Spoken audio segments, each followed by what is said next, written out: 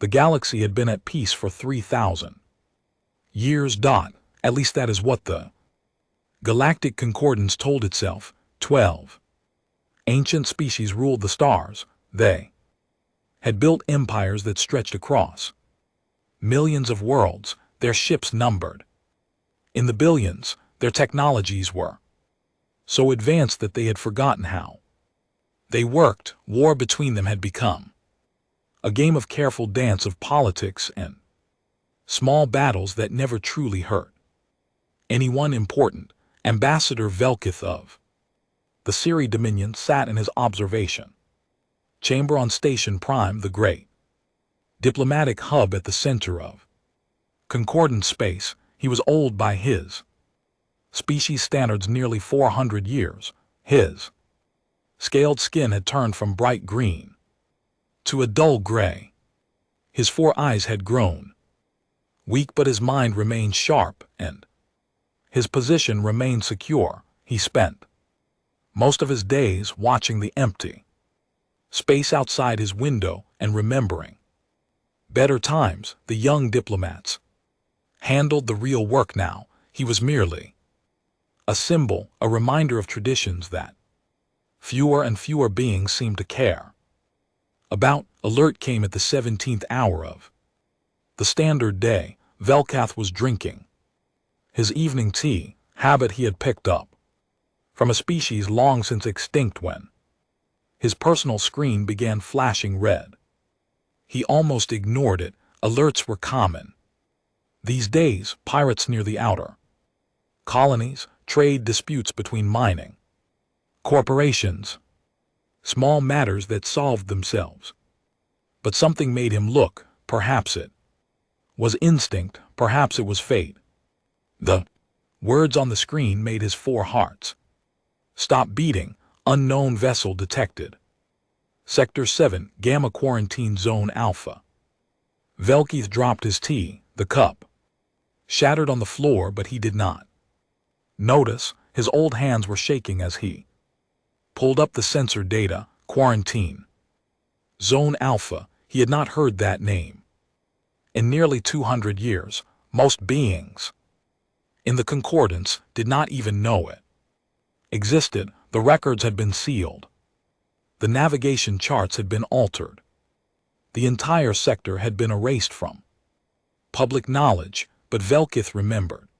He had been a young aide when the decision was made. He had stood in the Great Council chamber and watched the elder species vote. He had seen the fear in their eyes, a fear he had not understood at the time. Now, looking at the sensor data, he understood perfectly. The ship was enormous, 17 km from bow to stern. It was shaped like a blade, long and narrow and sharp. Its hull was black, so black that it seemed to drink in the light around it. Weapons covered every surface. Counted missile tubes, energy cannons, and things he could not identify. The ship bristled with death, but it was the markings on the hull that made Velkithru's blood run cold. Burned into the side of the ship. In letters of glowing gold were words in a language that had been banned from Concordance records, a language that belonged to a species that was supposed to be dead. Use remember soul by the ancient gods. Velkith whispered. They survived. 12 hours later, the Great Council was in chaos. The council chamber was the largest enclosed space in the galaxy. It could hold representatives from 10,000 species. Its ceiling was so high that clouds sometimes formed. Inside, holographic displays covered every surface, showing data and news from across Concord and space. Today, every display showed the same thing. The human ship. This is impossible, shout Representative Mordith of the Krillin Collective. He was a massive creature, all muscle and anger. His species had once been the most feared warriors in the galaxy. Now they settled disputes with lawyers instead of weapons. The Humans were eliminated 2 centuries ago. Our records are clear. Your records are wrong, replied elder historian Morinth. She was the oldest being in the chamber, nearly 2,000 years old. Her body was mostly machine now, her organic parts preserved in a shell of silver and gold. She had been summoned from retirement to answer questions that no one else could answer. The humans were not eliminated, they were contained. There is a difference. Explain, demanded High Admiral Velkeith. He had been promoted 3 times in the past 12 hours. No one else wanted the job. Morinth closed her mechanical eyes for a moment. When she opened them, images began to appear on the main display. Old images, forbidden images. 212 years ago she began our long-range exploration. Vessels made contact with a species from a small yellow star in the outer arm of the galaxy. They called themselves humans. They came from a planet they called Earth. The images showed a blue and green world, oceans and continents, cities that glittered in the night. They were primitive by our standards. They had only recently discovered faster than light travel. Their technology was crude. Their lifespans were short, barely a century for most of them, but they were curious and eager. They wanted to join the galactic community. They sent diplomats to Station Prime. They asked to learn from us, and we tried to help them, said Representative Mordith. I remember the stories. We offered them membership in the Concordance. No, Morin said quietly. We offered them nothing. We studied them. We analyzed them, and then we became afraid. Images changed. Now they showed data, genetic analyses, psychological profiles, historical records. Humans were unlike any species we had ever encountered. They came from a death world, a planet of extreme temperatures, violent weather, deadly predators, and constant natural disasters. Their evolution had been shaped by suffering. They were resilient in ways we could not understand. They could survive injuries that would kill any other species. They can adapt to environments that should have been lethal. They could push through pain and fear and exhaustion that would stop anyone else. Those sound like admirable qualities, said a young representative from the back of the chamber. Morinth turned her ancient eyes toward him. They were terrifying qualities, because humans also had something else, something that made the Council fear them more than any enemy we had ever faced. She paused. They had rage. The images changed again. Now they showed human history, wars and battles, and conflicts stretching back thousands of years. Soldiers marching into certain death, cities burning, weapons growing ever more powerful. Humans did not fight like other species. When we go to war, we calculate, we measure costs and benefits. We stop when the price becomes too high. But humans could hate. They can hold grudges across generations. They could sacrifice everything, their lives, their futures, their entire civilization for revenge. Morinth let the images speak for themselves. The Great Council watched in silence as human history unfolded. They saw atomic bombs falling on cities. They saw soldiers charging into machine gun fire.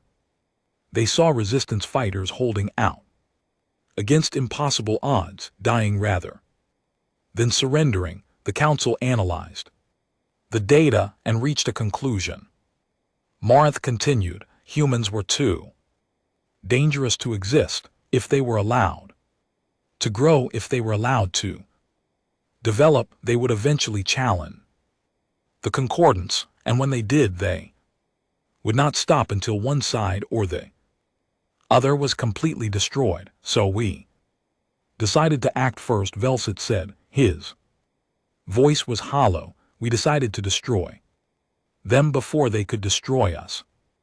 Morinth nodded slowly. The integration fleet was deployed. Officially it was sent to assess human readiness for Concordance membership. In reality it carried enough firepower to sterilize an entire star system. The images now showed warships. Concordance warships, hundreds of them, moving toward the blue and green planet called Earth. The humans never suspected. They welcomed our ships as friends. They gathered in their cities to celebrate what they believed was the beginning of a new era. Morinth's mechanical voice cracked slightly. They were still celebrating when we opened fire. The chamber was absolutely silent. 17 human colony worlds were destroyed in the first hour. Earth itself was bombarded from orbit. We targeted their military installations first, then their industrial centers, then their cities. We were thorough, we were efficient. Images showed fire falling from the sky, cities vanishing in nuclear light, oceans boiling, continents burning. A city called Seoul was selected for special treatment. It was one of their largest population centers, home to 40 million humans. We vaporized it completely as a warning to any survivors. We wanted them to understand that resistance was pointless. 40 million, someone whispered. The number hung in the air like poison. When the bombardment was complete, we established an interdiction field around the human home system. No ships could enter or leave. We had destroyed their fleet, their infrastructure, their ability to produce technology. We calculated that the survivors would be extinct within 3 generations. Starvation, radiation sickness, the collapse of their civilization. Morinth turned to face the council directly. We were wrong. Velk stood at the window of his observation chamber, watching the distant stars. The human ship was still holding position at the edge of Concord. In space, it had not moved for 6 hours. It had not responded to any communication attempt. It was waiting. Behind him, his aide was reading the latest reports. The young Sire was struggling to keep his voice steady. Long-range scans indicate the vessel is fully operational. Weapons are powered, but not targeting anything specific. We have detected no other vessels in the area, but our sensors may not be reliable. The ship is generating some kind of interference field. Of course it is, Baloo said tiredly. We taught them to fear us. We taught them to hate us. Why would they make it easy for us to see them coming? Ambassador, what do we do? Velith did not answer immediately. He was thinking about the number 40 million. He had not been involved in the decision. He had been too young, too unimportant. But he had known. Everyone in the upper levels of the Concordance had known, and they had all stayed silent. Now 200 years later, the consequences of that silence had arrived. The humans have a saying, he finally said. I read it in the old records, the ones that were supposed to be destroyed. They say that revenge is a dish best served cold. He turned to face his aide. They have been waiting for 2 centuries. They have been planning. They have been building. And now they are here. But what do they want? Before Velkeef could answer, screen lit up with an incoming transmission. Priority 1, the highest level of urgency. The human ship was finally speaking. Admiral Chun Wei stood on the bridge of the Remember Soul and watch the Concordance border stations come to life. They were old stations, relics from a war that had been won. Before it even started, their weapons were powerful by the standards of 2 centuries ago, by modern human standards. They were toys. She was a small woman by the standards of her species. Her black hair was cut short, military style. Her face was lined with age. She was nearly 80 years old, though. She looked much younger thanks to the genetic modifications that had become standard for Earth's population. Her eyes were dark and steady. Those eyes had seen things that would break most beings. She had been born in the tunnels beneath what had once been Beijing. The surface had still been too radioactive for permanent habitation. Her earliest memories were of darkness and hunger and the constant fear that the air recyclers would fail. She had lost her first set of teeth to malnutrition. She had watched her younger brother die from a cancer that proper medicine could have cured, but she had survived. They all had, against every calculation, against every prediction, humanity had survived. Admiral, her tactical officer, reported the Siri Dominion has deployed a defensive fleet, 4,000 vessels. They are broadcasting demands for our surrender. Chen Wei allowed herself a small smile. How polite of them. What else? Station Prime has transmitted a message. They request a meeting. They want to understand our intentions. I'm sure they do. She walked to the center of the bridge and stood before the main view screen. Her crew watched her in silence. They were the best Earth had to offer, the product of 2 centuries of evolution under the harshest conditions imaginable. Every one of them carried the genetic scars of the burning, as the human species had come to call the Concordance attack. Radiation resistance, enhanced immune systems, the ability to survive on minimal resources. They had turned their suffering into strength, and now they had come to show the galaxy what that strength meant. Open a channel, Chen Wei ordered. All frequencies. I want every receiver in this sector to hear this. Her communications officer nodded. Channel open. Admiral. Chen Wei straightened her uniform and faced a screen. When she spoke, her voice was calm and clear. This is Admiral Chen Wei of the United Earth ship Remember Soul. I'm addressing the representatives of the Galactic Concordance. She paused, letting her words travel across the void of space. 212 years ago, your ancestors came to our world with promises of friendship. They told us that we were welcome in the galactic community. They told us that a new era was beginning. Her voice hardened, and then they burned our planet. They murdered our children. They destroyed 17 of our colony worlds. They vaporized a city of 40 million people and left our species to die in the radioactive ruins of our home. Behind her, her crew remained perfectly still. Every one of them knew this history.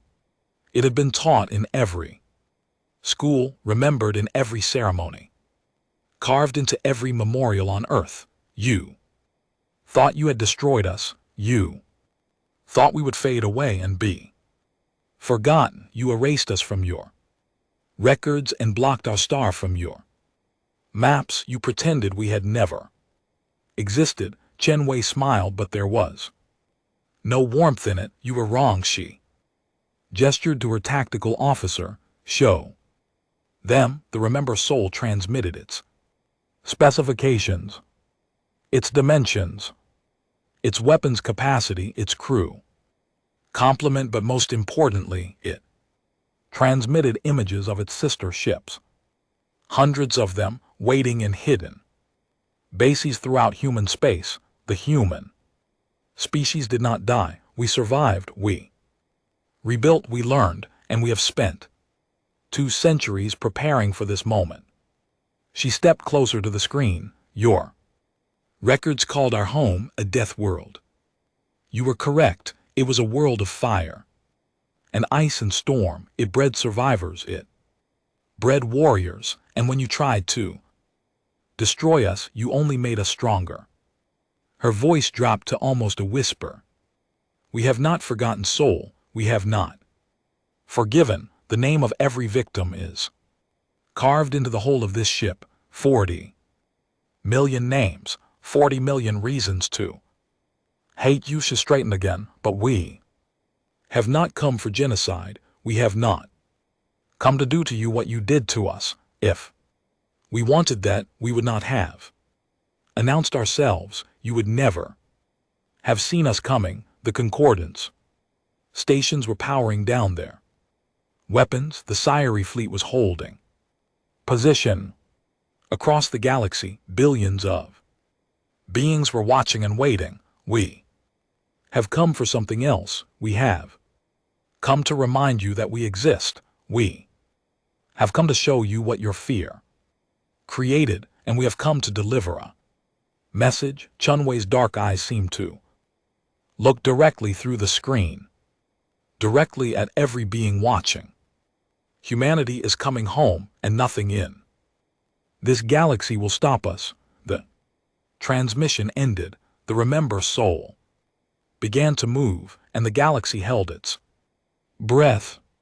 The message from Admiral Chuni spread through the galaxy like fire through dry grass. Within hours it had been copied and shared billions of times. Species that had never heard of Earth were suddenly demanding answers. Ancient historical databases were being searched. Sealed archives were being opened.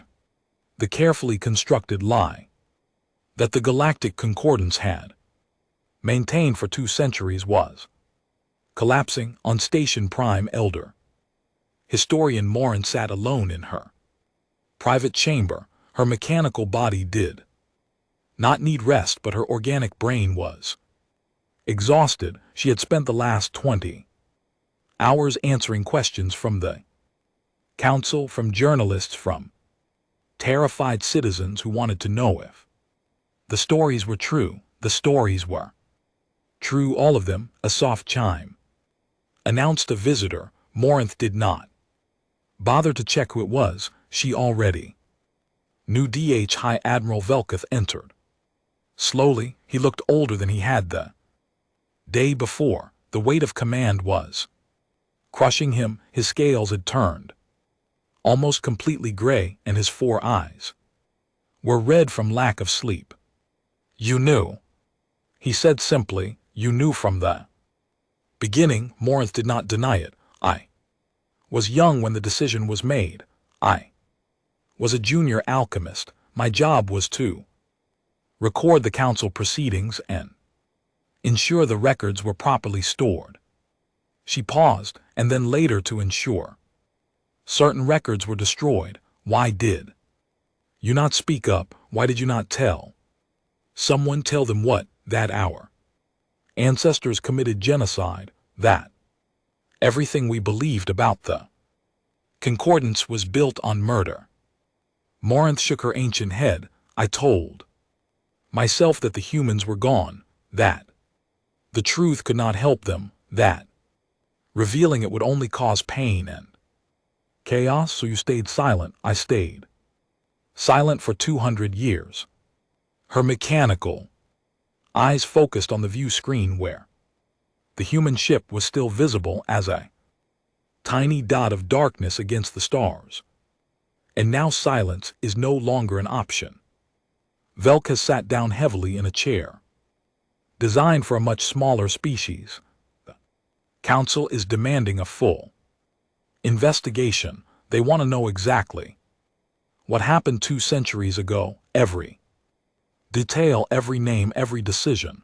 They want someone to blame. Yes, Morinth almost laughed. There is no one left to blame. Everyone who made the decision is dead. Everyone who pulled the triggers is dead. Only the victims remain, and apparently some of them are not as dead as we thought. Valk was quiet for a long moment, then he asked the question that had been burning in his mind since the human transmission ended. What do they want? Morinth really want, they said. They have not come for genocide. Do you believe them? Morinth considered her answer carefully. I believe they mean what they say. If Admiral Cheney wanted to destroy us, she would have done so already. That ship has enough firepower to crack a plant, she announced herself. Instead, she gave a speech. She wants something else. Revenge, perhaps, but revenge comes in many forms. Morinth pulled up the human transmission and replied Admiral Cheney's final words. She said, humanity is coming home, she said. Nothing will stop them. I think she means exactly that. The humans do not want to destroy the Concordance. They want to take their place within it as members, as equals. Morinth's voice was grave, and I suspect they will not accept anything less. The Siri defensive fleet held its position for 3 days. 4,000 ships crewed by nearly 2 million soldiers faced a single human vessel.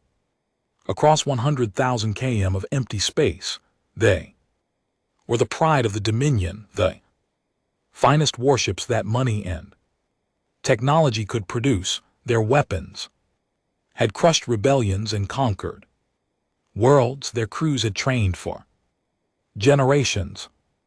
None of them wanted to fire the first shot. Captain Jethro stood on the bridge of the flagship, Eternal Victory, and watched the human ship through the main view screen. She was young for a commander, barely 50 years old, and this was supposed to be a routine patrol. Instead, she found herself at the center of the greatest crisis in galactic history. Report, she ordered, keeping her voice steady. No change, Captain. The human vessel is maintaining position. Its weapons are still powered, but not targeting. No communication attempt since the initial transmission. Jethro nodded slowly. She had watched the human transmission a dozen times. She had studied the sensor data until her eyes burned, and she had reached a conclusion that she could not share with anyone. They were going to lose.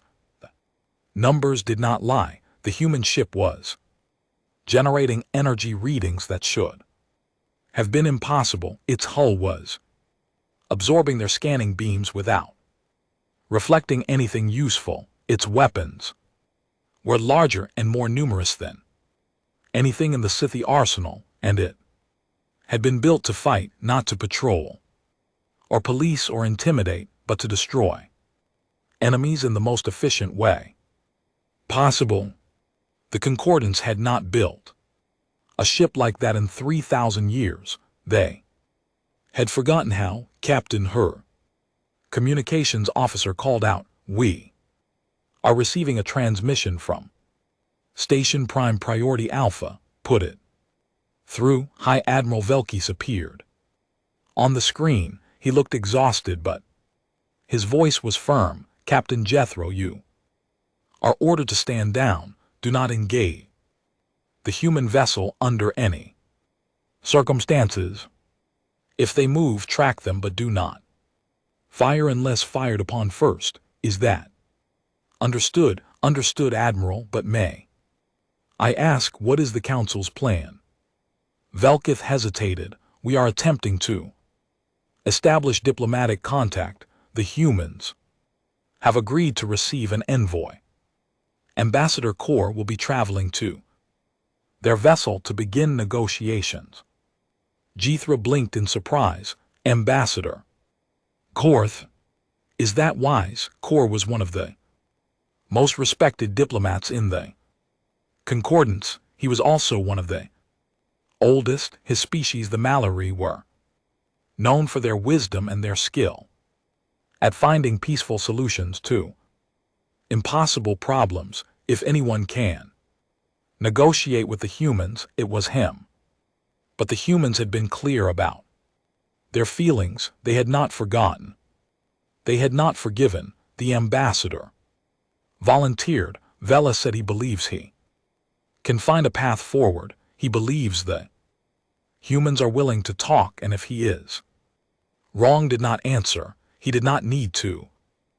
Ambassador Korath shuttle approach to remember Sol with all shields down and all weapons offline. It was a gesture of trust, or perhaps of surrender. The old Milari was not sure which. He sat alone in the passenger compartment, watching through the small window as the human ship grew larger and larger. It was even more impressive up close. The whole was covered with intricate patterns that he could not identify. Writing, perhaps in a script he did not recognize, and the golden letters of the ship's name blazed against the darkness of space. Doc. Remember Sol. Korath had done his research. He knew what Sol had been. He knew what the Concordance had done to it. He knew that 40 million humans had died in a single flash of light. Families, children, old people. Everyone erased in an instant because the council had been afraid. The shuttle entered a hangar bay and landed softly. The door opened and Korath stepped out onto human territory. He was met by a squad of soldiers. They were unlike any beings Kor had ever seen. They moved with a fluid grace that suggested constant training. Their bodies were lean and muscular, wrapped in black combat armor that covered everything except their faces, and their faces, those were the most striking of all. Human faces were surprisingly expressive. Kor could see anger in the tension around their eyes. He could see suspicion in the way they watched him move, but he could also see curiosity and perhaps even a trace of respect for his willingness to come alone. Ambassador Kor. The voice came from a woman standing at the back of the squad. She was older than the soldiers, with gray in her short black hair and lines around her dark eyes. She wore the same black armor, but her posture suggested authority. I am Captain Maria Gonzalez. I will escort you to Admiral Chunwei. Korath bowed slightly. Thank you, Captain. I appreciate your willingness to receive me. The Admiral believes in giving enemies a chance to explain themselves. Captain Gonzalez's voice was cold. You will have 1 hour. Choose your words carefully. She turned and walked toward a door at the far end of the hangar. Kor followed, surrounded by silent soldiers. The interior of the ship was surprisingly plain. Korath an expected decoration, displays of wealth and power. Instead, he found clean metal corridors, practical lighting, and nothing wasted.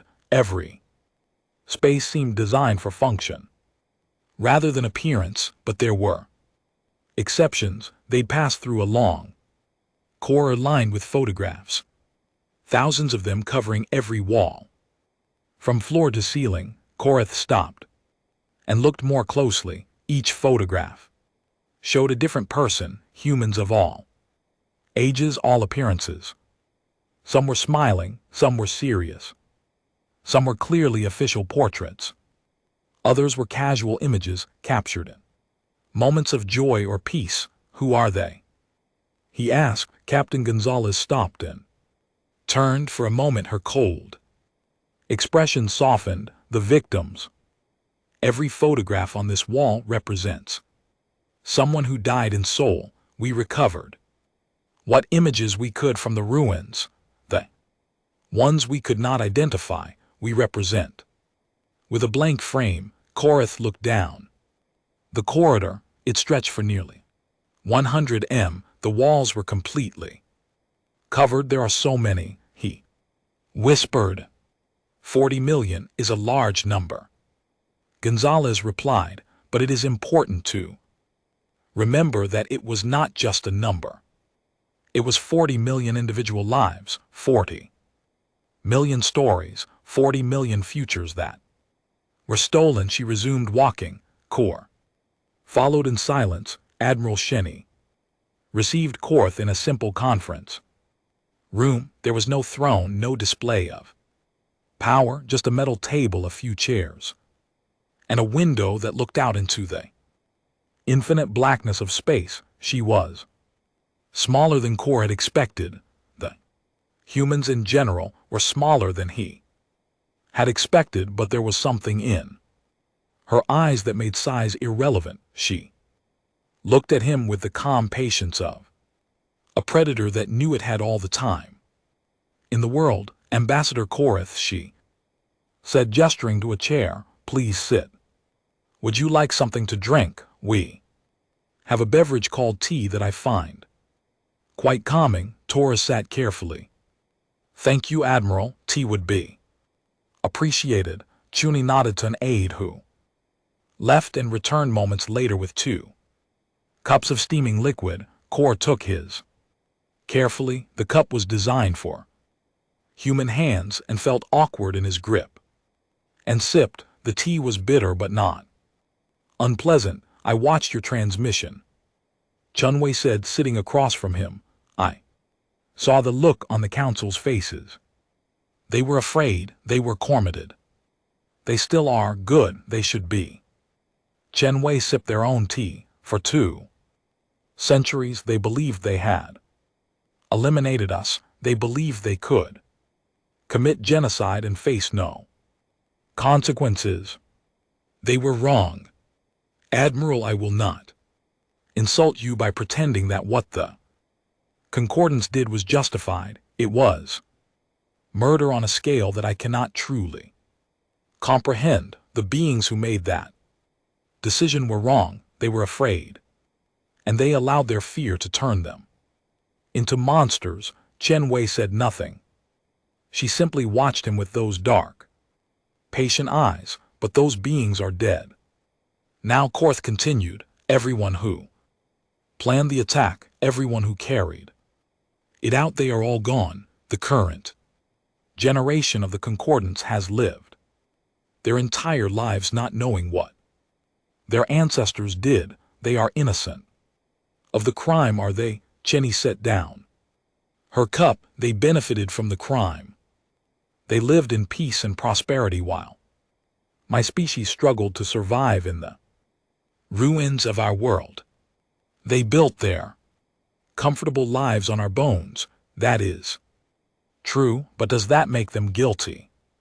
Does a child bear responsibility for the sins of its parents? Chenny was quiet for a long moment. Then she said, my grandmother was 12 years old when the bombs fell. She lived in a city called Shanghai. It was not destroyed like Seoul, but it was badly damaged. She watched her parents die from radiation sickness over the course of 3 weeks. She watched her younger brother starve because there was not enough food. She survived by eating rats and drinking water filtered through charcoal and prayer. Kor did not know how to respond. She lived to be 93 years old. She saw the first new human ships launched. She saw the beginning of our reconstruction. And every single day of her life she told her children and grandchildren the same thing: never forget, never forgive, never let them escape justice for what they did. Chuni leaned forward. I am here because of my grandmother. Every human who serves on the ship, every human who builds our weapons and trains our soldiers is here because of their grandparents and great-grandparents. We carry their suffering with us. We are the living memory of what you did. She stood and walked to the window. Stars looked cold and distant, but my Grandmother also told me something else. She told me that revenge was a fire that burned whoever held it. She told me that if we became like our enemies, if we answered genocide with genocide, then they would have truly won. They would have destroyed not just our bodies, but our souls. She turned back to face Core. I do not want to be a monster. Ambassador, I do not want to prove that the Council was right to fear us, but I also cannot let the past be forgotten. I cannot let the Concordance pretend that nothing happened. Core it down his tea. What do you want, Admiral? Tell me and I will take your words back to the Council. Chun Wei returned to her seat. I want 3 things. First, I want the archives opened, every record, every document, every piece of evidence about what happened to us. I want it made public. The entire galaxy should know what the Concordance did. That can be arranged. Second, I want recognition. Humanity will not be a junior member of the Concordance begging for scraps at the table. We will be equal partners with all the rights and responsibilities that entails. Corinth nodded slowly.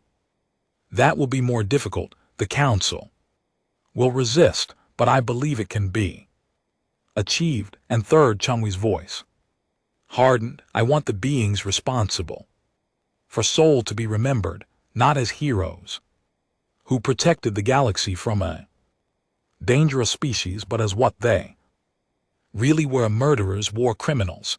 I want their statues torn down, their names struck from honor rolls, their legacies destroyed. You want us to condemn our own ancestors. I want you to acknowledge the truth. I want every child in the Concordance to grow up knowing what their species did to mine, not to create hatred, but to prevent it from ever happening again. Korith considered her words carefully. They were harsh but not unreasonable. The Concordance had been living a lie for 2 centuries. Exposing that lie would be painful, but perhaps the pain was necessary. And if the Council agrees to these terms, he asked, what then? Chinny smiled, and for the first time there was genuine warmth in her expression. Then humanity comes home. We join the galactic community as we should have done 200 years ago. We trade, we cooperate, we build together.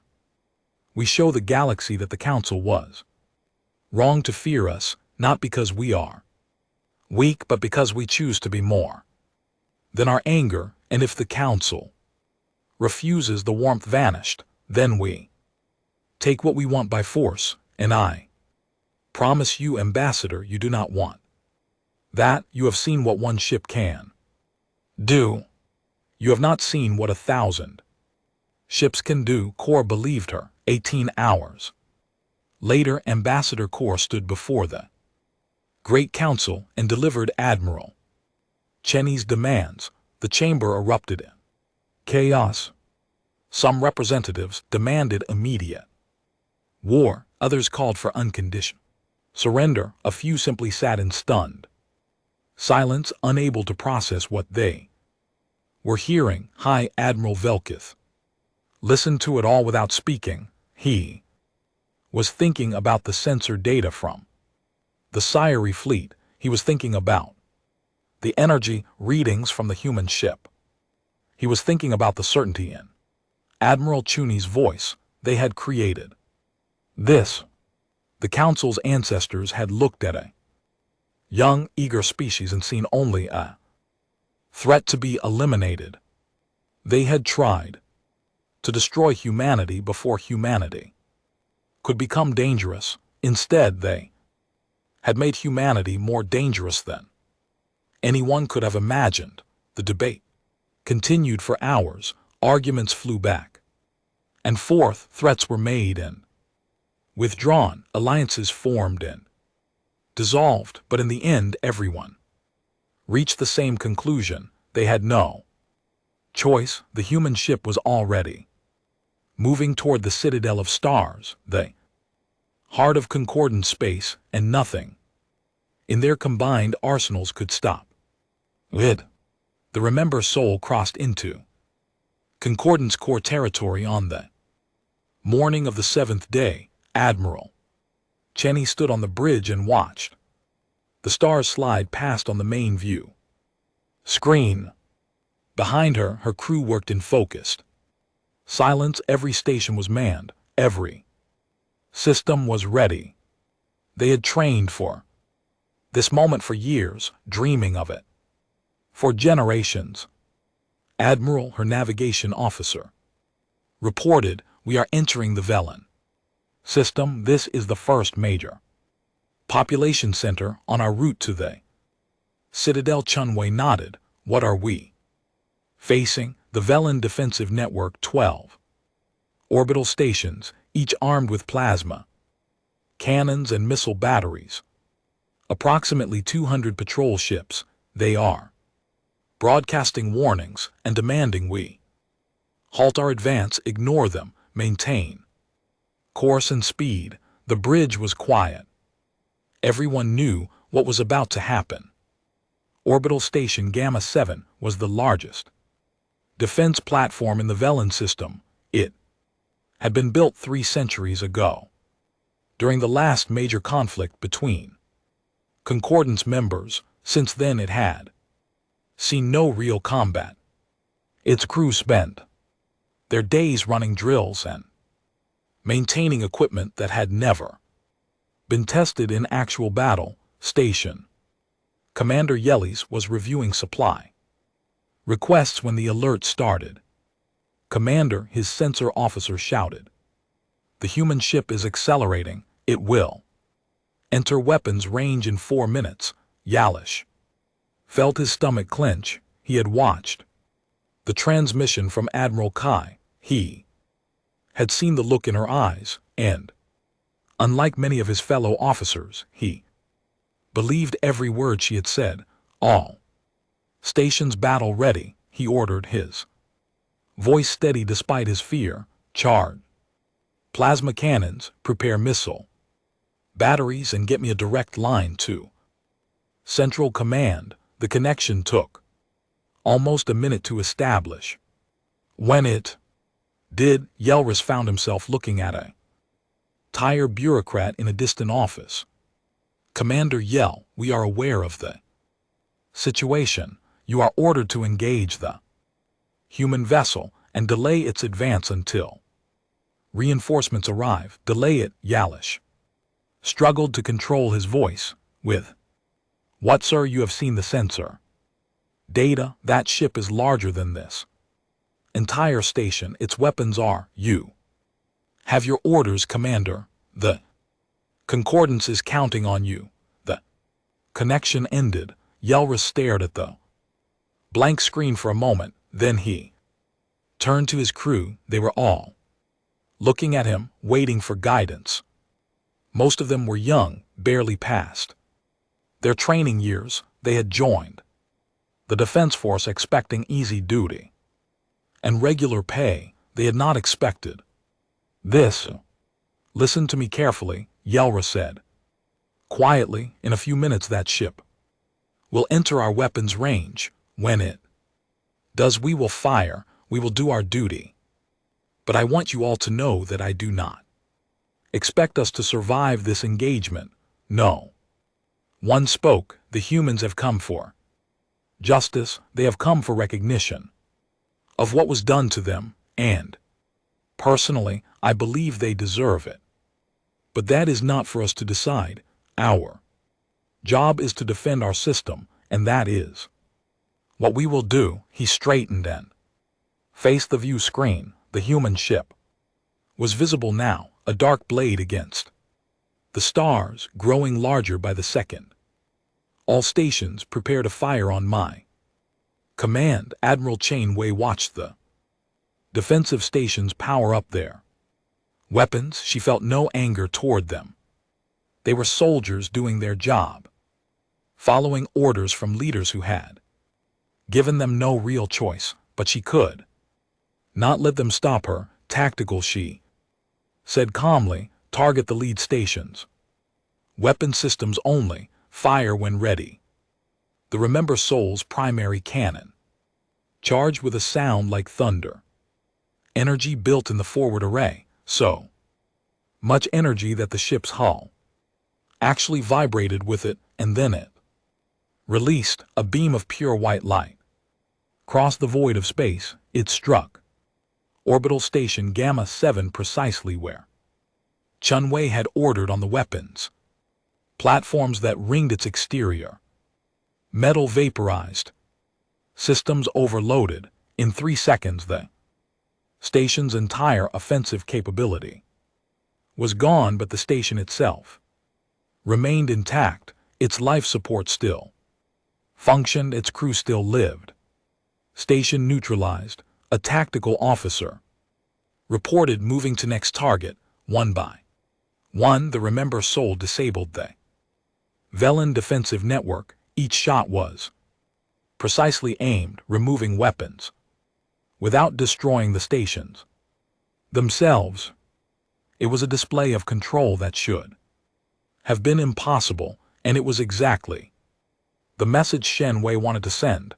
We could kill you, we choose not to. The patrol ships scattered. Some fled into deep space, others surrendered, powering down their weapons and broadcasting pleas for mercy. A few tried to fight, launching missiles and firing energy weapons at the massive human vessel.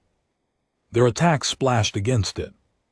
Remember Soul's shields like rain against a window. The ship did not even slow down. When it was over, the entire Velen defensive network was crippled, but not a single enemy combatant was dead. Chuni opened a transmission to the disabled stations. This is Admiral Chuni. Your weapons have been destroyed, but your lives have been spared. This is not mercy. This is a demonstration. The humans could have killed every one of you in the first second of this engagement. We chose not to. She paused. Remember this. Tell your children, your grandchildren, when the humans came for justice, they were more merciful than your ancestors ever were to us. Remember Soul continued on its path. The news from spread faster than the human ship traveled across the galaxy. Military commanders analyzed the battle data and came to terrifying conclusions. The human weapons were more powerful than anything in the Concordance arsenal. Their shields were impenetrable to conventional attacks. Their targeting systems were so precise that they could disable a station without killing a single crew member, and they had done it without even trying. On the fortress world of Kinth, General Ma of the Krillian Collective gathered his commanders in the war room. The Krillians had once been the greatest warriors in the galaxy. Their empire had been built on conquest and battle. Even now, after 3,000 years of peace, they maintained the largest military force in the Concordance. We have 17 million soldiers, Mac growled, slamming his massive fist on the table. We have 3,000 capital ships. We have weapons that can crack planets. And you are telling me we cannot stop one human vessel? General, his chief analyst replied carefully. The human ship has demonstrated capabilities that exceed anything in our databases. Their weapons appear to manipulate gravity itself. Their shields can absorb energy equivalent to a small star, and their ship is generating some kind of interference field that prevents our sensors from gathering accurate data. Then we blind them first. We jam their sensors. We overwhelm them with numbers. We crush them with brute force. It is what our ancestors did. It is what we were bred to do. With respect, General, our ancestors never faced an enemy like The analyst brought up a holographic display showing the remember Sol's approach vector. They are not avoiding our defensive positions. They are going through them. They want to fight us. They want to prove that nothing we throw at them can slow them down. MRA stared at the display. His species had not known fear for 10,000 years. They had evolved on a high-gravity world where weakness meant death. They had conquered every enemy they had ever faced, but looking at the human ship, he felt something cold settling in his stomach. It took him a moment to recognize what it was. It was fear. Deploy the third fleet, he ordered finally. Every ship we have. If we are going to die, we will die fighting. The Battle of K-Gap lasted exactly 14 minutes. 3,000 Krillian warships faced the Remember Sol in a narrow corridor of space between two gas giants. It was the largest concentration of military force the Concordance had deployed in living memory. Every ship was crewed by veteran warriors. Every weapon was primed and ready. Admiral Chunwei almost felt sorry for them.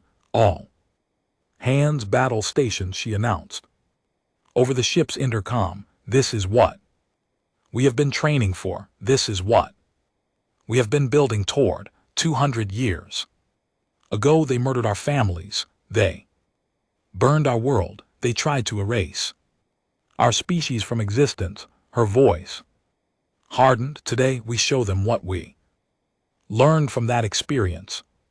Today we show them what happens when you push humanity to the edge of extinction and expect us to die quietly. She turned to her tactical officer. Target the lit elements. Fire at will. The Remember Sol opened up with everything it had. The first volley was kinetic, massive. Metal slugs accelerated to 70% of the speed of light by the ships. Electromagnetic launchers, they crossed the gap between fleets in less than a second. 14 Krillian cruisers ceased to exist. They did not explode. They simply vanished. Their matter converted to energy by the sheer force of impact. The second volley was energy-based. Beams of superheated plasma cut through Krillian holes like knives through paper. Shields that should have been impenetrable failed instantly. Ships that should have been able to withstand direct hits from nuclear weapons was sliced in half. The third volley was something new. The Remember Sol's gravity projectors activated, creating localized singularities in the midst of the Krillian formation. Ships were pulled together and crushed. Others were torn apart as the gravity gradient ripped them in different directions. In the first minute, the Krillians lost 400 ships. They tried to fight back. Their weapons filled space with fire, plasma, bolts, missiles, kinetic rounds, nuclear warheads. Everything they had was thrown at the human vessel. Some of it actually hit. It did not matter. The Remember Sol shields absorbed the incoming fire. Without flickering, its hull remained unmarked. Its weapons continued firing with mechanical precision. General Macro watched from the bridge of his flagship as his fleet was systematically destroyed. He had seen simulations of the battle. He had known the numbers were against them, but seeing it in person was something else entirely. The humans were not just winning, they were barely trying. General, his communications officer shouted, "We are receiving a transmission from the human ship." Admiral Shenny's face appeared on the screen. She looked calm, almost sad. "General Macra, I know your species prides itself on dying in battle. I know you believe surrender is worse than death, but I am giving you this one Chance, order your remaining ships to stand down. This fight is over. Macro. Straightened, and if I refuse, then I will continue killing your soldiers until none are left, and then I will continue to the Citadel, and you will have died for nothing. We do not fear death. I know Chuni's voice was almost gentle, but consider this. You are not the ones who wronged us. Your ancestors did not vote for our destruction. You were not even born when Seoul burned. I would rather not kill you if there is any other option. MRO was silent for a long moment. Around him his bridge crew waited in tense silence. On the view screen the battle continued, more ships dying with every second. Finally the old general bowed his head. All ships. This is General Macra. Cease fire. Power down weapons. This battle is over. The guns fell. Silent Admiral Chuni nodded. Thank you, General. Your courage in admitting defeat takes more strength than dying in a hopeless fight. History will remember that. The transmission ended.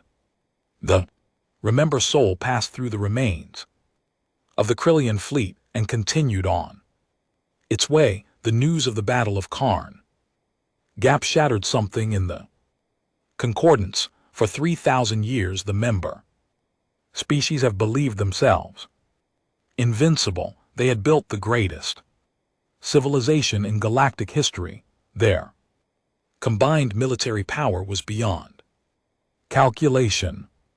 No enemy could stand against them, and now a single ship from a species they had tried to exterminate had torn through their defenses like they were made of paper. On a 100 worlds, panic began to spread. Citizens demanded explanations. Military leaders resigned in disgrace. Politicians who had supported resistance were replaced by those who called for immediate surrender. The Great Council convened an emergency session for the third time in a week. We must negotiate, insisted Representative Kaur, who had returned from his meeting with Admiral Chunwei, shaken but hopeful. The Admiral has made her terms clear. If we accept them, the killing stops. Accept them, shouted Representative Mordith of the Krillin Collective. After what they did to our fleet, 3,000 ships, 40,000 warriors, and you want us to surrender? Yes. Kaur slammed his appendage on the speaking platform. Because the alternative is extinction. Look at the data. Representative, calculate the odds. If we continue to resist, the humans will destroy everything we have built. Is your pride worth the lives of every being in the concordance? The Krillians do not surrender. The Krillians already surrendered.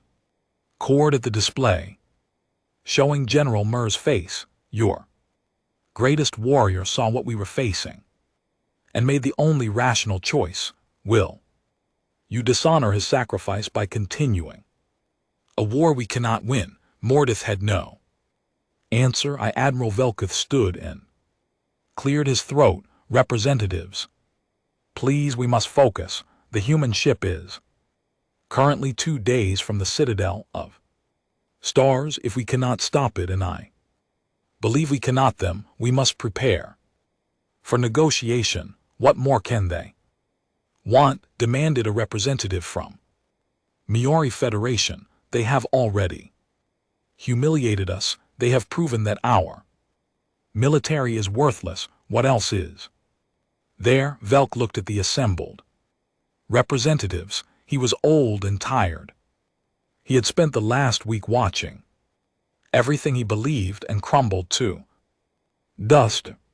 But he understood something that many of them did not. They want acknowledgement, he said quietly. They want us to admit what we did to them.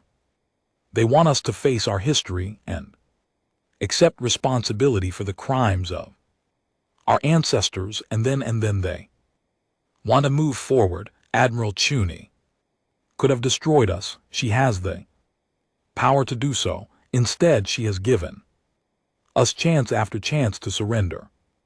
Peacefully, she has spared lives when she could have taken them. She's not a monster seeking revenge. She's a leader seeking justice. He paused. The question is whether we are brave enough to give it to her. Admiral Chen Wei stood in her private quarters and looked at the object on her desk. It was a small metal box, simple and unadorned.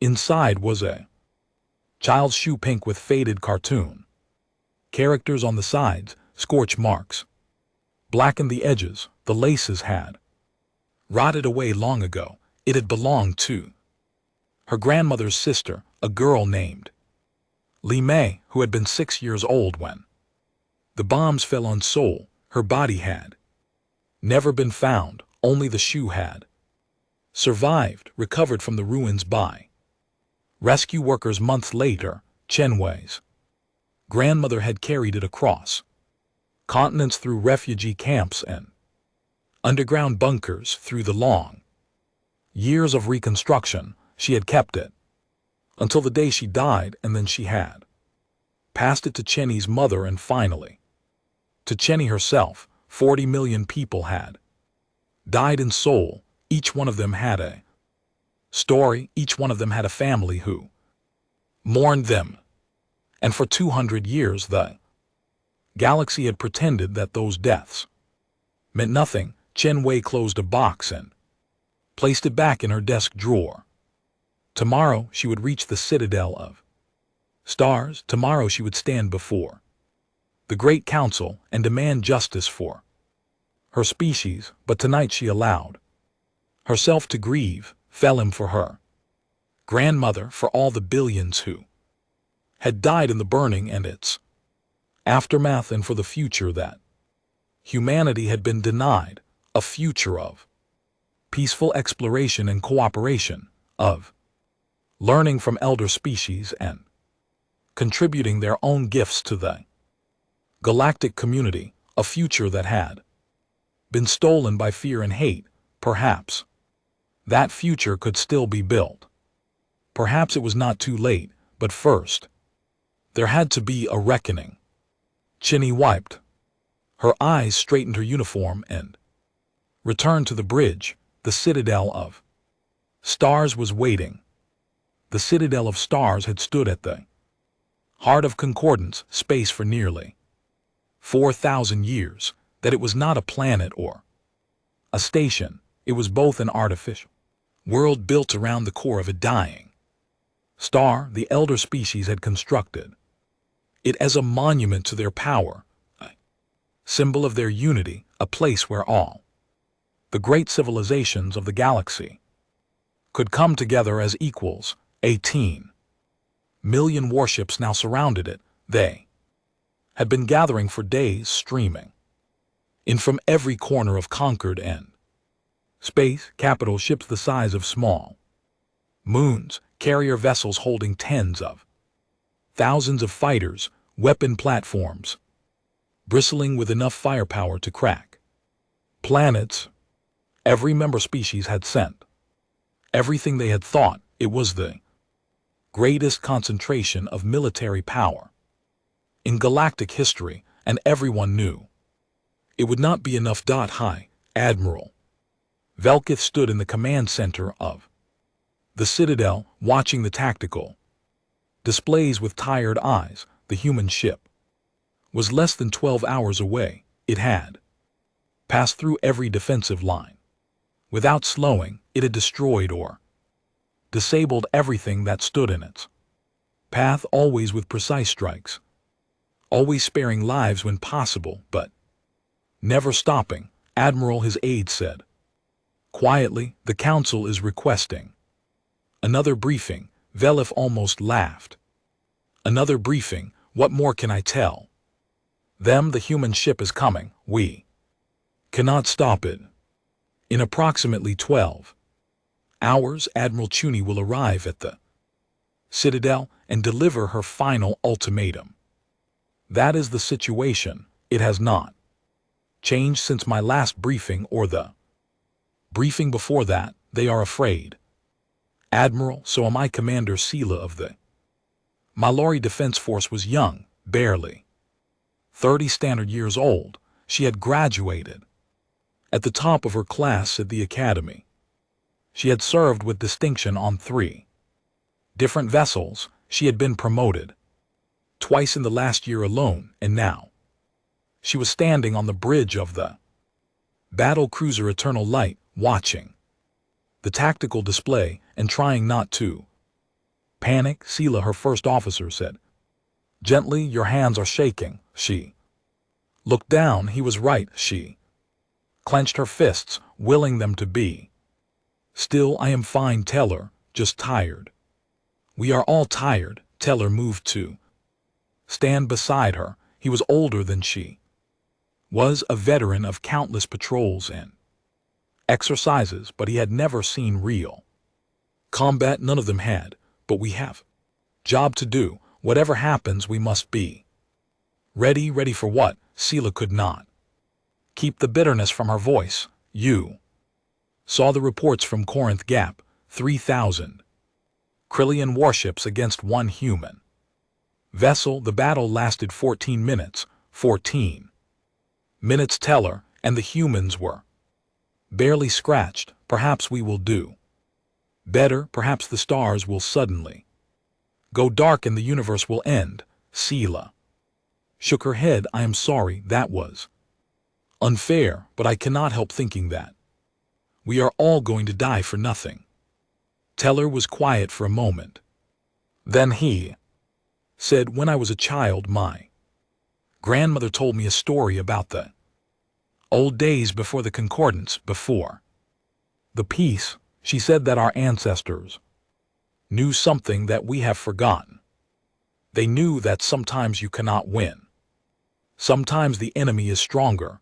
The odds are worse and there is no path to victory." "What did they do?" "They fought anyway, not because they expected to survive, but because the fight itself mattered, because standing up against something wrong is important even if you lose." He placed his hand on his shoulder. "We may die today, Commander, but we will die trying to protect our home. There is honor in that." Sela was not sure she believed him, but she appreciated the effort. "All hands," she announced over the intercom. "This is the Commander. Battle stations. The human ship will arrive in 6 hours. Whatever happens, I am proud to serve with every one of you." She closed the channel and returned her attention to the tactical display. The darkness of space was waiting. Admiral Chunwei watched the citadel of stars grow larger on the VW Sen. It was beautiful, she could admit that much. The massive structure gleamed with lights from 1,000,000,000 windows. Ships swarmed around it like insects around a flame, and at its heart the captured star burned with ancient fire. "Impressive," she murmured.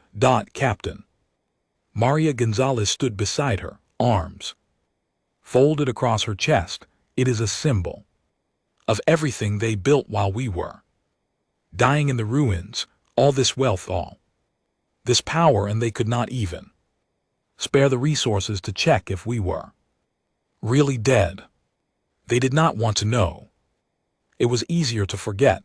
Chunwei turned away from the view screen. "How many ships are we facing?" "Current count is just over 18 million. They have organized into defensive formations around the citadel, multiple layers, overlapping fields of fire. If we try to approach directly, we will face concentrated fire from thousands of vessels simultaneously."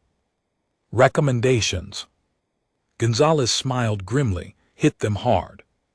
Hit them fast. Do not give them time to coordinate. Our shields can handle their weapons, but there is no reason to Absorb more fire than necessary. Kai nodded slowly. She walked to the center of the bridge and stood before the main display. 18 million ships, trillions of lives, the greatest military force ever assembled. All of it had been gathered to stop one human vessel. In any other circumstance, it would have been terrifying, but Chen Wei had spent her entire life preparing for this moment. Every system on the Remember Soul had been designed for exactly this scenario.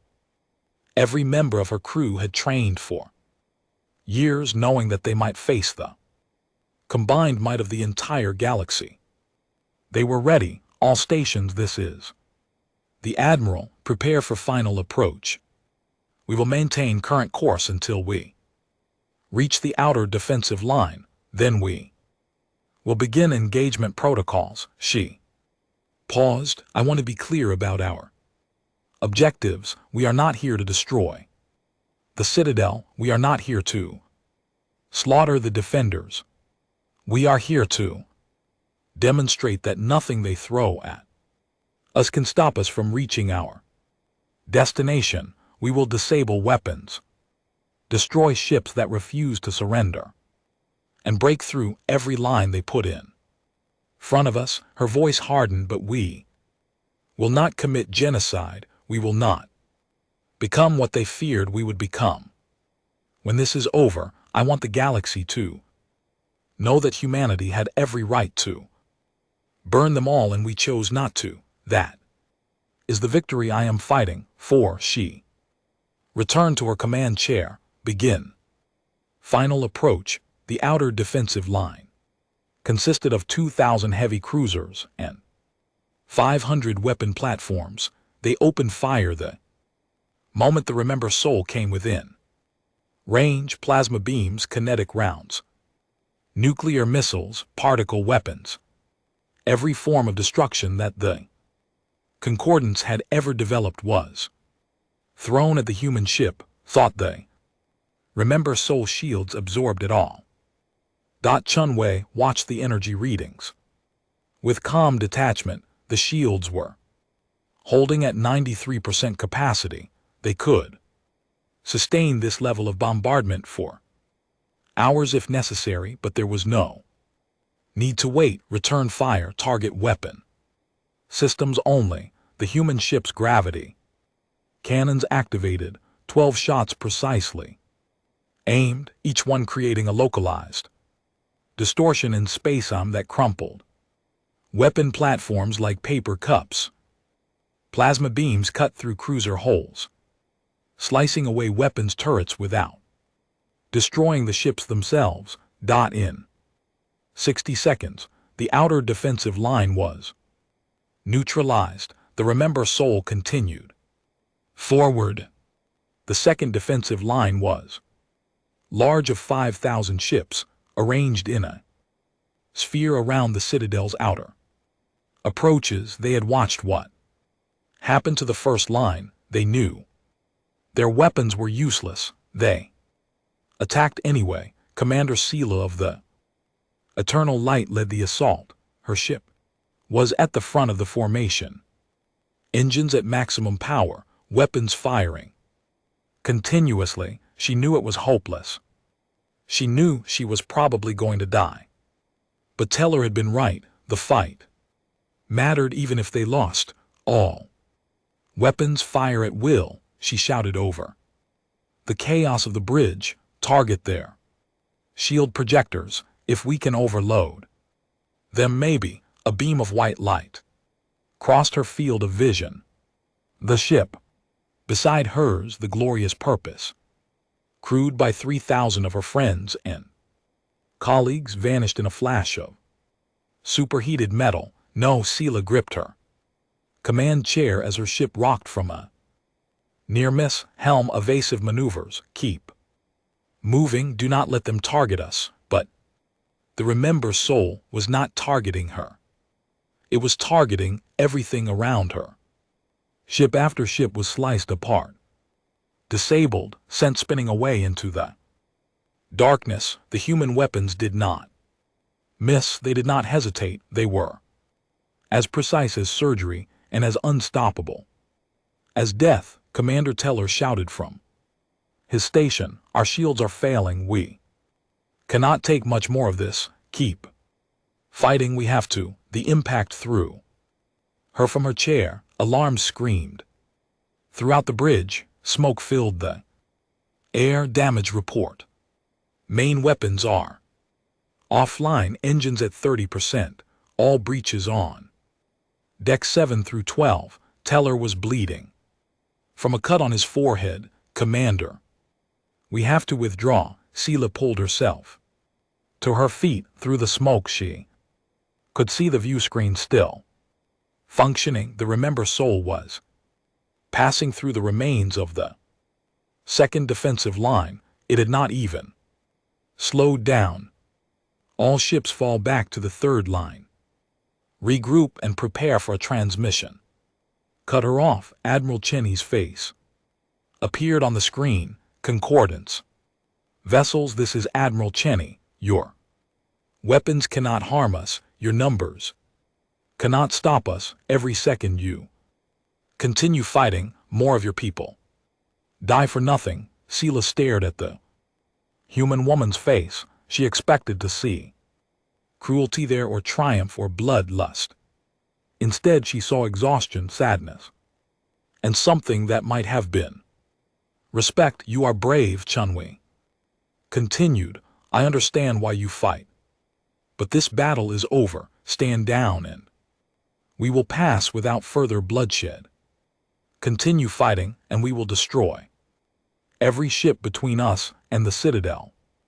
The transmission ended. Sela looked at Teller. He looked back at her. Neither of them spoke. Then slowly, Commander. Sela reached for the communications panel. All ships, this is Commander Sela of the Eternal Light. Cease fire. Power down weapons. Let them through, one by one. The ships of the second defensive line fell silent. The Remember Soul passed through them without firing. Another shot. The third, fourth, and fifth defensive line surrendered without a fight.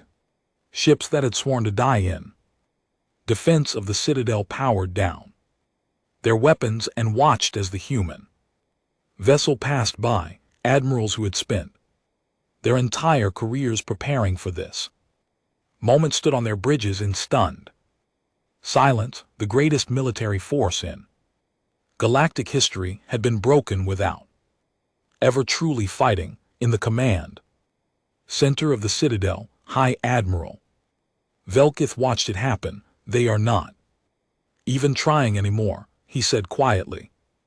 His aide nodded. The psychological impact of the first engagements was too great. Our forces have lost the will to fight. Can you blame them? Velkith gestured at the tactical display. 80 million ships, and we have not even scratched their paint. What would be the point of continuing?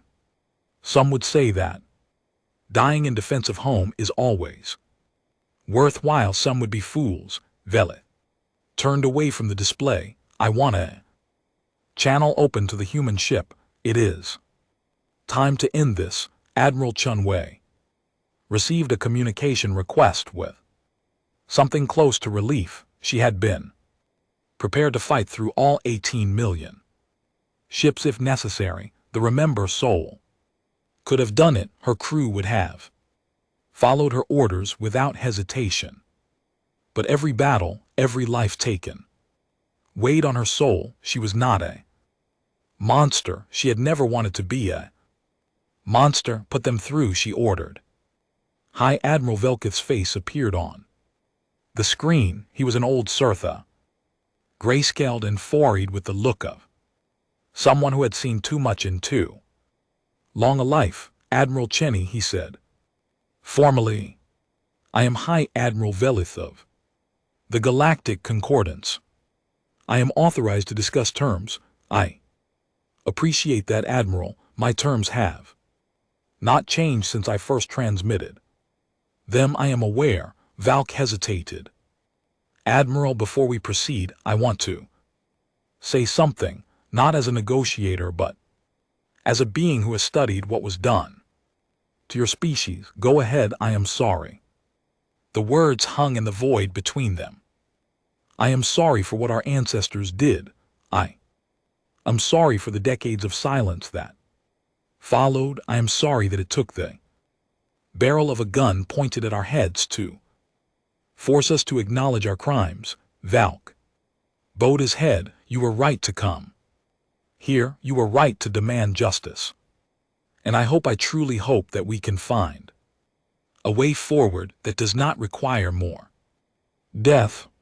Chuni studied the old alien's face. She had spent years imagining this moment, dreaming of it, preparing her response. She had expected arrogance, defiance, attempts at manipulation. She had not expected genuine remorse. Admiral Velkeith, she said slowly, I appreciate your words. The words alone are not enough. Too many of my people died for me to accept an apology and go home. I understand. We are prepared to meet your demands, all of them. Then here is what will happen. The remember soul will dock at the Citadel of Stars. I will come aboard with a security detail. I will address the Great Council in person, and then, and only then, will we discuss the details of our agreement. Velketh nodded. That is acceptable. I will make the arrangements. One more thing, Admiral. Yes. Chenny leaned forward. I have 1,800 ships waiting in fold space throughout Concordance territory. If anything happens to me or my crew, they have orders to begin a full-scale assault on every major population center in the galaxy. Is that understood? Velus's fore widened slightly. It is understood. Good. Then I will see you in 6 hours. The transmission ended. Captain Gonzalez was staring at her. 1,800 ships, Admiral. We only have 400 in the entire fleet. Chen Wei smiled slightly. He does not know that, and if everything goes well, he never will. She stood and walked toward her quarters. There was still work to do before she faced the council, and for the first time in 200 years, humanity was going to get the justice it deserved. The Great Council chamber had been designed to inspire awe. The ceiling rose so high that clouds sometimes formed inside. The walls were covered with murals depicting the founding of the Concordance, ancient heroes and legendary battles and moments of triumph, stretching back thousands of years. The speaking platform at the center was made of crystal mined from the heart of a dying star. For 4,000 years this chamber had been the center of galactic civilization. Here the elder species had debated and decided the fate of trillions. Here wars had been ended and alliances had been formed. Here the future of the galaxy had been shaped. Today, for the first time in history, a human stood on the speaking platform. Admiral Chen Wei looked out at the assembled representatives. There were thousands of them, beings of every shape and size and color, representing hundreds of species from across the Concordance. Some looked at her with fear, others with curiosity, a few with barely hidden hatred. She did not care what they felt. She was here for one purpose, and she would not leave until it was accomplished. 4 days ago she began, her voice carrying through the vast chamber. The remember soul crossed into concordant space. We came from the quarantine zone prison, where you left our species to die 200 years ago. We came with weapons that your technology cannot match and shields that your attacks cannot penetrate. She paused, letting her words echo off the ancient walls. Many of you expected us to begin destroying your worlds. Immediately. After all, that is what you would have done. That is what you did do. When you decided that humanity was too dangerous to exist, murmurs rippled through the chamber. Cheney waited for them to subside. Instead, we came here. We fought our way through your defenses. Yes, we destroyed ships and disabled stations, but at every step we gave your people the chance to surrender. We spared every life we could spare. We showed mercy when we had every right to show none. She stepped forward, moving to the very edge of the platform. Do you understand what that means? Do you understand what it cost us to be merciful? Every member of my crew carries the memory of what you did to us. Every human alive knows the story of soul. 40 million people vaporized in an instant because your ancestors decided we were animals to be put down. Her voice rose. We have been dreaming of this day since before I was born. For 200 years, my people have worked and sacrificed and struggled to reach this moment. We built ships when we should have been building schools. We trained soldiers when we should have been raising families. We poured everything we had into one goal, coming here and making you pay for what you did. Cheney stopped. For a moment the chamber was absolutely silent. We arrived, and we looked at you and we saw something we did not expect. She gestured at the assembled representatives. We saw fear, we saw confusion, we saw beings who had no idea what their ancestors had done.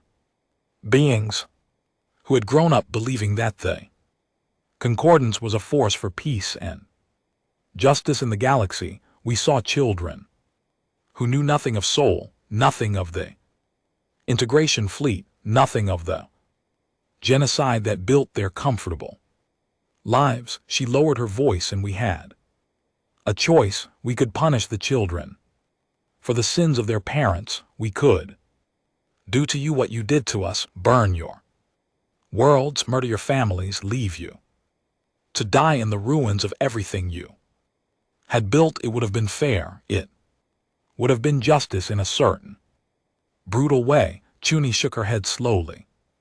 But we are not you. We are not the monsters you feared we would become. We are something else, something that your ancestors never imagined when they tried to destroy us.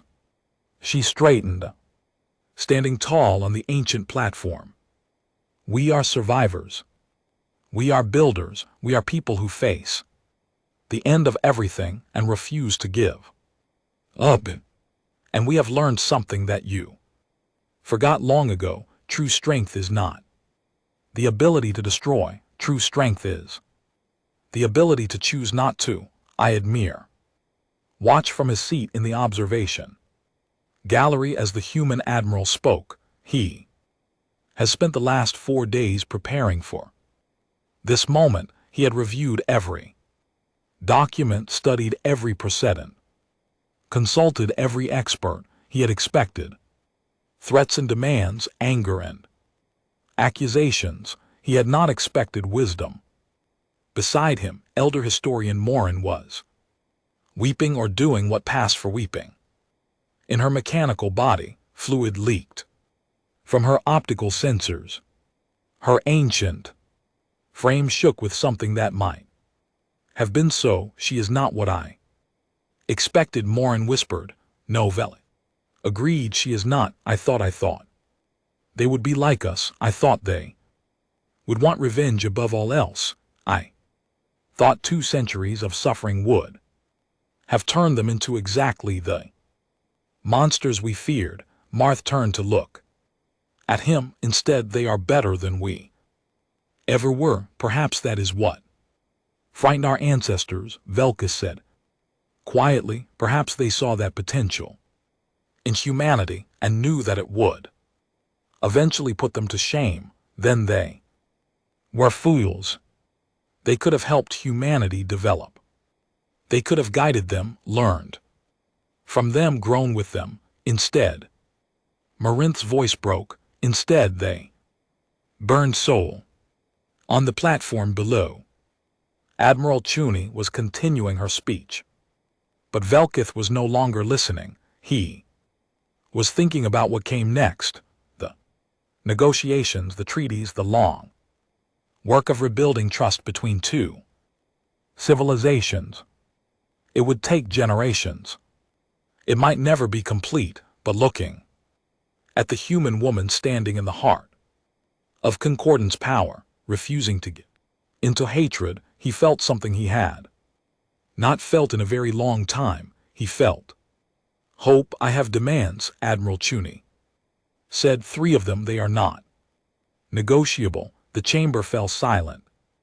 Again, representatives leaned forward, their seats waiting. First, the archives. Every record of what was done to humanity must be made public. Every document, every communication, every piece of evidence. The entire galaxy will know what the Concordance did, not as rumor, not as legend, but as documented historical fact.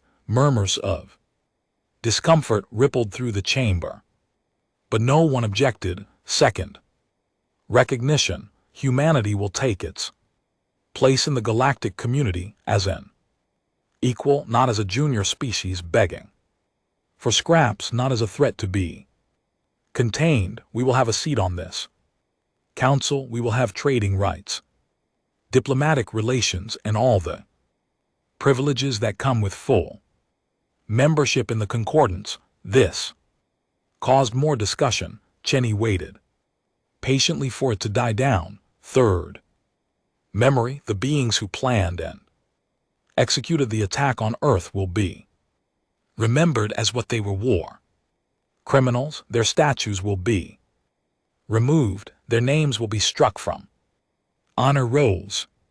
The history books will tell the truth about them. You ask us to condemn our own ancestors, someone shouted from the upper galleries. Chuni turned toward the voice. I ask you to be honest about your history. I ask you to acknowledge that what was done to us was wrong. Is that so difficult? It was 200 years ago. The beings who made those decisions are long dead. The humans who died in soul are also long dead. Chuni replied coldly. My grandmother's sister was 6 years old when your ancestors vaporized her. She has been dead for almost 2 centuries. Does that mean we should forget her? Does that mean her murder does not matter? The object there fell silent. Chuni reached into her uniform and produced a small metal box. She held it up for the chamber to see. This belonged to that little girl. Her name was Lai. She liked to dance and play games and chase butterflies in the park near her home. She wanted to be a doctor when she grew up. She wanted to help people. Chain Wei opened the box. Inside was a small shoe, pink with faded cartoon characters on the sides, scorch marks blackened the edges. This is all that remains of her, this shoe, and the memories that my grandmother passed down through our family. For 200 years we have kept her alive in our hearts. We have refused to let her be forgotten. She closed the box carefully. That is what I am asking you to do, not to torture yourselves with guilt, not to pay for crimes you did not commit, just to remember Almay and the 40 million others who died in soul. Remember the billions who died in the years that followed, struggling to survive on a poisoned world. Remember what fear and hatred can lead to when they are left unchecked. Chen Wei returned the box to her uniform, because if you remember, if you truly remember, then perhaps it will never happen again. Perhaps the next time you encounter a young species on the edge of space, you will welcome them instead of destroying them. Perhaps the Concordance can finally become what it always claimed to be, a force for peace and cooperation in the galaxy. She looked out at the assembled representatives one final time. That is what we want, not revenge, not destruction, just the truth and a chance to build something better than what came before. The vote took less than an hour. One by one, the representatives of the Great Council signaled their agreement. Some did it reluctantly with bitter expressions and angry words. Others did it willingly, moved by Admiral Cheney's speech. A few openly wept as they voted, but in the end the result was unanimous. All three of humanity's demands would be met. High Admiral Velkeith was the one who announced the decision. He stood on the speaking platform where Chun Wei had stood, looking out at the chamber that had been his home for so many years. The Great Council of the Galactic Concordance has voted, he said formally. The archives will be opened.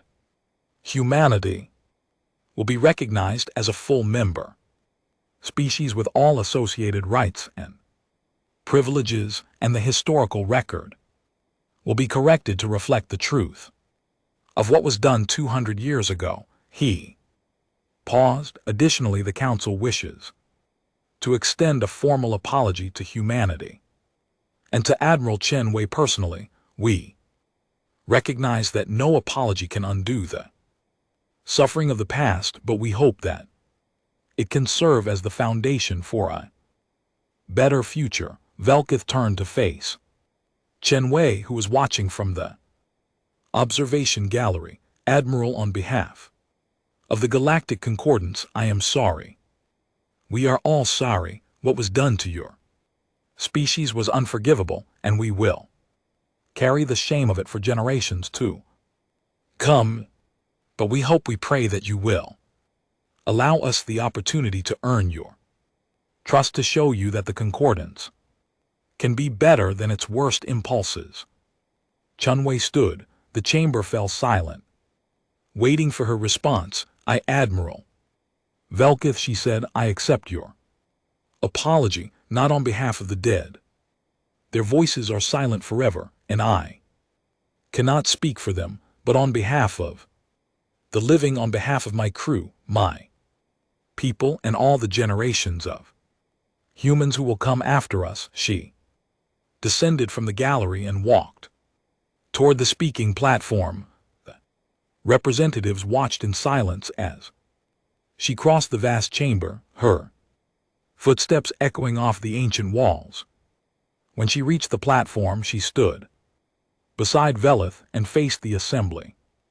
Today begins a new chapter in galactic history. Humanity has returned from the dead, and we are here to stay. We will build ships and colonies and explore the stars as we should have done 2 centuries ago. We will trade and cooperate and contribute to the Concordance as equals. A voice softened. But we will never forget where we came from. We will never forget the fires that forged us, and we will never let anyone, not the Concordance, not any other power, threaten our existence. Again she looked at Velkeith. He nodded. Slowly, the remembered soul will remain docked at the Citadel for the next 30 days, Chun Wei continued. During that time, I invite any representative who wishes to come aboard, see our ship, meet our crew, learn who we are, not who your ancestors feared we would become. She smiled, the first genuine smile she had allowed herself since arriving in Concordant space. And then, when the 30 days are over, the remember soul will return to Earth. We will tell our people that the war is over, that justice has been done, that the galaxy has finally acknowledged what was taken from us. Chuni straightened. Humanity has come home, and this time we are here to stay. The celebrations on Earth lasted for weeks. In the cities that had been rebuilt from the ashes, crowds filled the streets and cheered until their voices gave out. In the underground shelters where the survivors had hidden for so long, old people wept and embraced and finally allowed themselves to believe that the nightmare was truly over. Admiral Cheney returned to a hero's welcome. She was offered positions of power, president, supreme commander, any title she wanted. She refused them all. "My job is done," she told the reporters who surrounded her. "I was built for war. The future will require builders, not warriors. Let the next generation lead." She retired to a small house on the coast of what had once been Japan. It had a view of the ocean that had been dead and poisoned when she was born, now slowly returning to life, thanks to decades of restoration work. Sometimes she sat on her porch and watched the waves.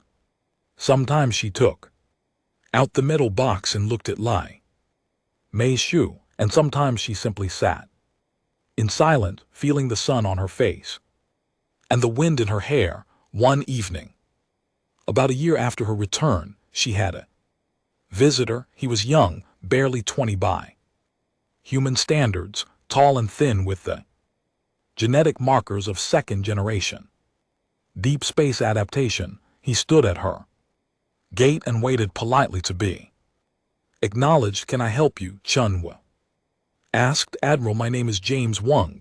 I am applying for a position in the diplomatic course, the new one, the one that works with the concordant species. I wanted to ask for your advice." Chuni smiled and gestured to the chair beside her. "Sit down, James. Tell me about yourself." He did. He talked about his dreams of exploring the galaxy, of meeting new species, of building the relationships that would secure humanity's future. He talked about his grandmother who had survived the burning and had always told him that the stars were waiting for them when he was done. Chunwei was quiet for a long moment. "Let me tell you something, James," she finally said. "When I was your age, I wanted was revenge. I wanted to make the concordants suffer for what they did to us. I spent my entire life preparing for that moment, but you showed them mercy instead." "I did, because when I finally got there, when I finally stood in the heart of their power with the ability to destroy everything they have built, I realized something." Chuni looked out at the ocean.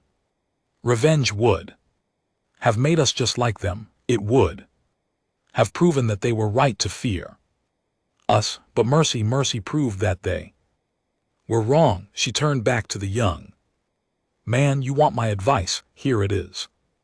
When you go out there and meet those other species, remember that they are afraid of us. They have been taught to fear us for 200 years. Your job is not to make them more afraid. Your job is to show them that we are more than our anger, that we are more than what they made us." James nodded slowly. "I understand, Admiral. I know you do." Cheney stood and offered her hand. "Good luck, James. The future is in your hands."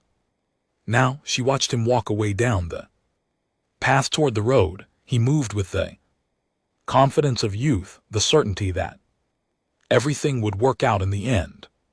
Perhaps it would, perhaps all the suffering and sacrifice had been worth it. Perhaps humanity would truly find its place among the stars. Chen Wei sat back down and looked at the sunset. The ocean glittered in the fading light, alive and beautiful, just as it had been before the burning, just as it would be for generations to come. She closed her eyes and let herself rest. The war was over and humanity had finally come home. In the years that followed, the galaxy changed in ways that no one had predicted. Human ships became a common sight in concordant space. Human traders established markets on a 100 worlds. Human diplomats worked patiently to build trust and understanding between species that had once tried to destroy each other. And on the anniversary of Sol's destruction, beings from across the galaxy gathered to remember the 40 million who had died, not as statistics, not as numbers, but as people, as individuals with names and faces and stories. The memorial was simple, a wall of names carved in stone, stretching for kilometers across the rebuilt city. Visitors walked along it slowly, reading the names and trying to imagine the lives behind them. At the center of the wall was an inscription. It had been chosen by Admiral Chun Wei herself, taken from an ancient human text. It read, "They tried to bury us. They didn't know we were seeds." And below it, in smaller letters, "In memory of Li Mei and all the children who never got to see the stars." The memorial stood for 1,000 years, and in all that time no one ever forgot what it meant. Humanity had survived the worst the universe could throw at them. They had been broken, burned, and left for dead, and they had risen anyway. That was the lesson of Sol. That was the legacy of the remember, and that was why when Earth's battleship finally arrived, the entire galaxy stood frozen in fear, and then slowly began to hope.